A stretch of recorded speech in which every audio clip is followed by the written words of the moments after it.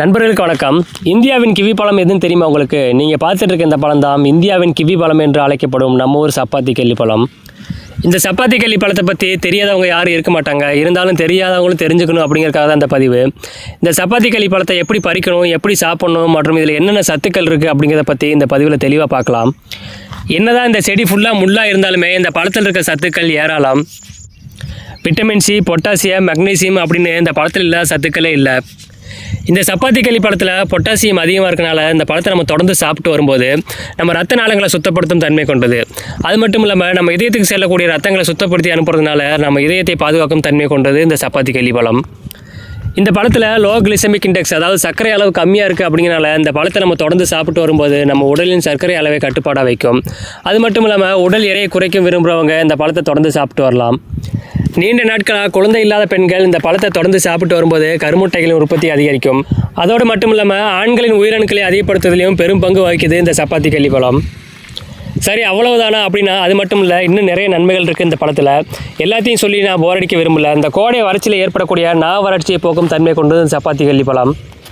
அதாவது இந்த சம்மரில் வெயில் அடிக்கும்போது நம்ம எவ்வளோ தண்ணி குடித்தாலுமே நம்ம தாகம் அடங்காது, நாக்கு வறட்சி அடைகிறத நம்ம உணர முடியும். அந்த மாதிரி நேரத்தில் இந்த சப்பாத்தி கள்ளி பழத்தை நம்ம பறித்து சாப்பிடும்போது நம்ம உடம்புல இருக்க வறட்சியை போக்கும் தன்மை கொண்டது தான் இந்த சப்பாத்தி கள்ளி. கூடவே இந்த பழத்தை தொடர்ந்து சாப்பிட்டு வரும்போது நம்ம உடம்புல இருக்கக்கூடிய புற்றுநோய் செல்களை அழிக்கும் தன்மை கொண்டது அப்படின்னு சொல்கிறாங்க மருத்துவர்கள். சரி, இந்த பழத்தோட நன்மைகள் மற்றும் பயன்களை பற்றி பார்த்துட்டோம். இனிமேல் இந்த பழத்தை எப்படி பறிக்கணும், எப்படி சாப்பிடணும் அப்படிங்கிறத பற்றி பார்க்கலாம். இந்த சப்பாத்தி கள்ளி பொறுத்த வரைக்கும் இது ஒரு ட்ரைலேண்ட் தாவரம். அதாவது அதிக வறட்சியை தாங்கி வளரக்கூடிய தன்மை கொண்டது. சொல்லப்போனால் அதிகமாக தண்ணி அல்லது வறட்சியாக இருக்க இடத்துல மட்டும்தான் அந்த சப்பாத்தி கள்ளிகளை பார்க்க முடியும். இதில் அதிகமான பழங்கள் மற்றும் பூக்கள் எப்போ வரும் அப்படின்னு பார்த்தீங்கன்னா கோடை காலத்தில் அதிக பழங்கள் வரும். இந்த சப்பாத்தி கள்ளி பழத்தை அனுபவம் இல்லாதவங்க யாரும் பறிக்கக்கூடாது. அதுக்கு என்ன காரணம் அப்படின்னா அந்த செடியில் இருக்க முள்ளை விட அந்த பழத்தில் இருக்க முள் தான் அதிகம். அந்த செடியில் பெரிய பெரிய முள்ளாக இருக்கும், அது நம்ம கண்ணுக்கு தெரியும். அதனால் அதுக்கிட்டேருந்து நம்ம விளைவிக்கலாம். ஆனால் அந்த பழத்தில் இருக்க முள் பார்த்திங்கன்னா மேல்புற தோலில் சின்ன சின்ன முள்ளாக இருக்கும். ஒரு இடத்துல நூற்றுக்கணக்கான முள்ளுகள் இருக்கும். அந்த பழத்தை பறிக்கும்போது அந்த முள் உங்கள் கையில் குத்தி முள் குத்திருச்சு அப்படின்னு தேய்ச்சிங்க அப்படின்னா நீங்கள் எங்கெங்கே தேய்க்கிறீங்களோ அந்த இடத்துல எல்லாமே அந்த முள் குத்திடும். அந்தளவுக்கு அதிக முள் இருக்கும் தன்மை கொண்டது அந்த சப்பாத்தி கள்ளி. ஆனால் இந்த பழத்தை அடிக்கடி சாப்பிட்டு பழகினவங்க ஈஸியாக பறிச்சிருவாங்க. அந்த பழத்தில் முள் இல்லாத இடத்துல 2 விரல் வச்சு லைட்டாக திருகுனா போதும், அந்த பழம் அந்த செடியிலேருந்து அப்படியே தனியாக வந்துடும். அதை எப்படி பறிக்கணும் அப்படிங்கிறத உங்களுக்கு நான் இப்போ பறித்து காட்டுறேன் பாருங்கள். அவ்வளோதான். இந்த பழத்தில் மேல்புறத்தில் இருக்கிறது எல்லாமே முள் தான். ஒரு இடத்துலையே சின்ன சின்ன முள்ளாக நிறைய முள் இருக்கும் ஒரு இடத்துலையே. இந்த பழத்தை பறித்த உடனே ஒரு கல் அல்லது பாறை மேலே வச்சு லைட்டாக தேய்ச்சி அப்படின்னா அந்த முள் எல்லாமே கொட்டிடும். அதுக்கப்புறம் தான் அந்த பழத்தை நம்ம சாப்பிடவே ஆரம்பிக்கணும்.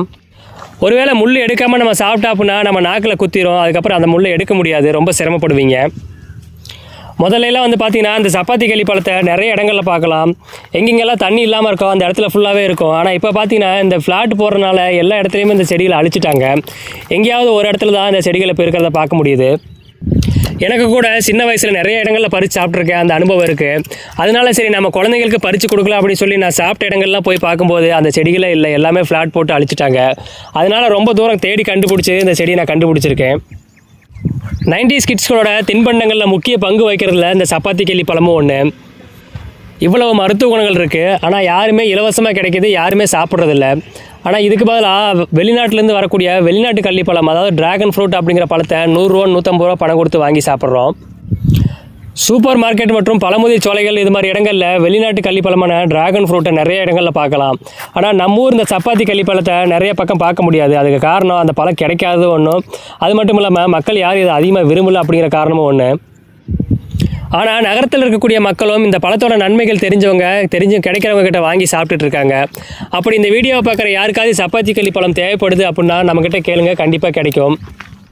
கண்டிப்பாக இது வியாபார நோக்கம் இல்லை. இந்த பழத்தோட நன்மைகள் தெரிஞ்சவங்க யாராவது கிடைக்காம இருக்குது, யாருக்கிட்டையாச்சும் கிடைக்குமா அப்படின்னு இருக்கிறவங்க இருப்பாங்க இல்லையா, அவங்களுக்கு கொண்டு போய் சேர்க்கிற ஒரு முயற்சி மட்டும்தான்.